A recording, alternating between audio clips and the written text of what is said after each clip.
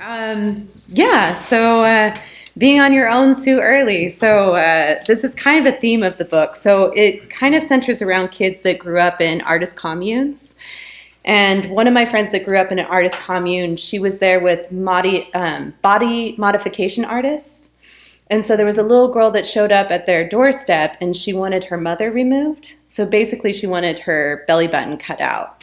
And this is actually like something that is like historical. It's very difficult to have the operation done legally because you have to go through a lot of therapy for it.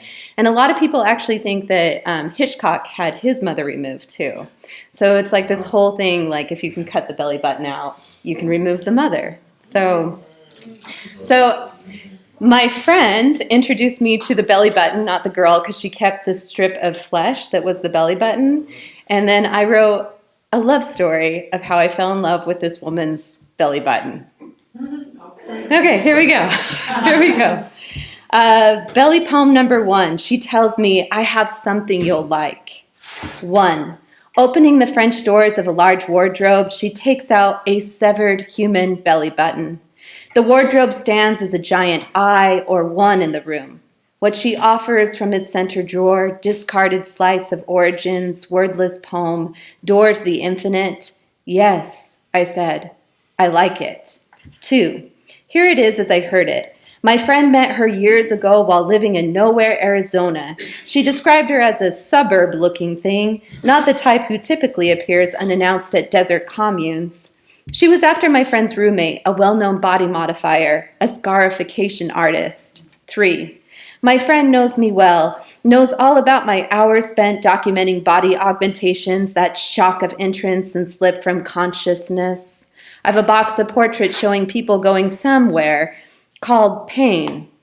It looks like an absence called pleasure, empty as nirvana. 4.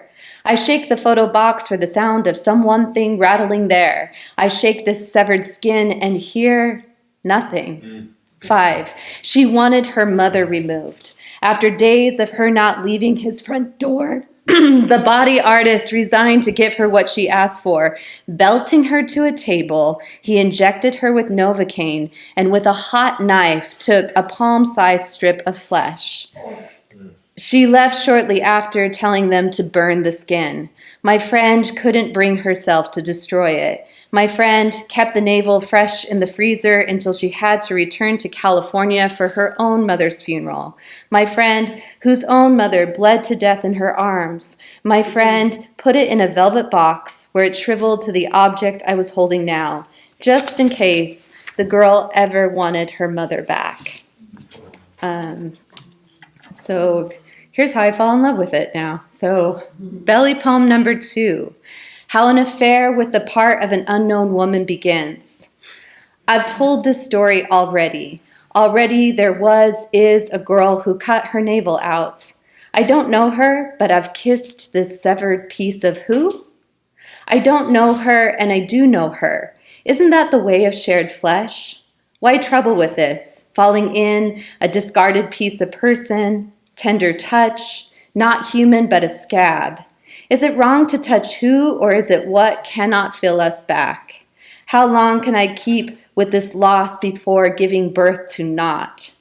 Severed human flesh, held to the light of a window, glows. The fine hairs of a woman's stomach flash as an untouchable flame. In my hands, bright as parchment, a story I've longed to strike. Flesh dried to an immovable permanence, navel twisting into itself a wordless language. Every noon I birth a new us and watch it die mid-flight. It dives beneath my feet, swimming circles where I walk. Who have I loved well? This unknown someone? A wish. She will pull me into wet center. Ladies and gentlemen, for your viewing pleasure, the etymology of the word navel. Roots include bimbix, literally whirlpool.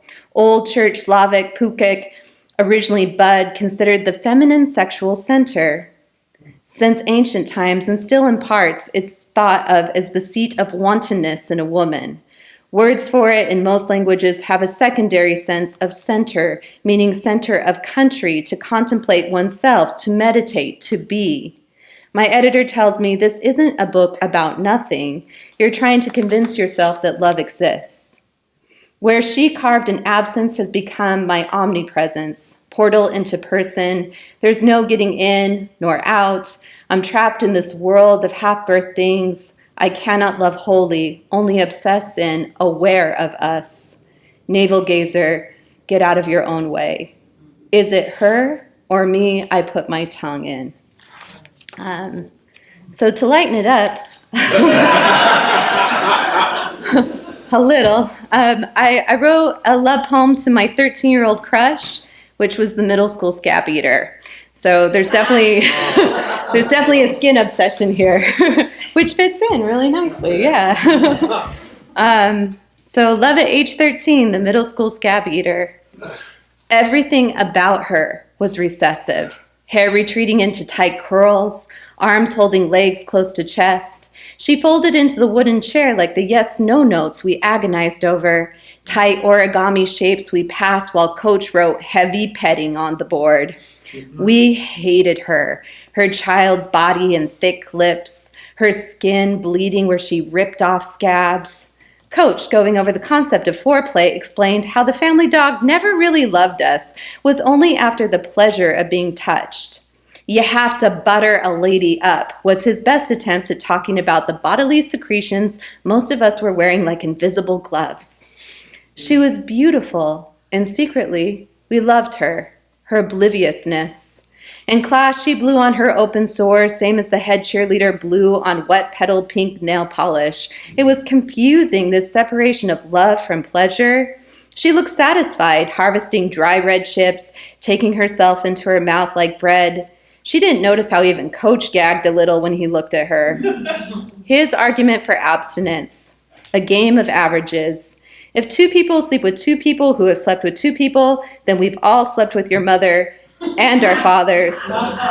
We're all carrying something catching within us.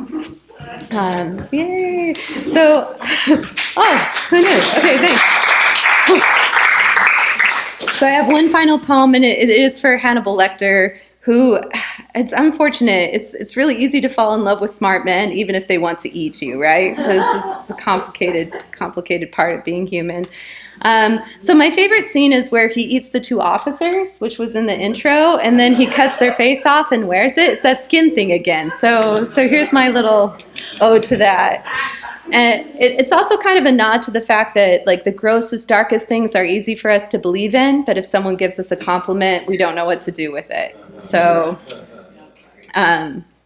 compliments. With a face on a face and all the with a face on a face and all the blood glue, a cannibal is mistaken for the dying officer. Dying is not the same as dead. With urgency, a young police officer is ordered to hold the victim's hand and tell him comforting things. It's an old story, mistaking the predator for the victim while the victim bleeds out. The young officer says, "You look good." How the cannibal must laugh at that, knowing fully how ugly death looks when worn as a mask. What do any of us know about cannibals? What do any of us know about comfort? When I say blood, can't you smell it? Its own flavor specific in ways poets crave. When I tell you he took the officer's face off with a dull pocket knife, can't you taste the effort? Yet when I say, "You look good," well, nobody believes me. Thanks, you guys.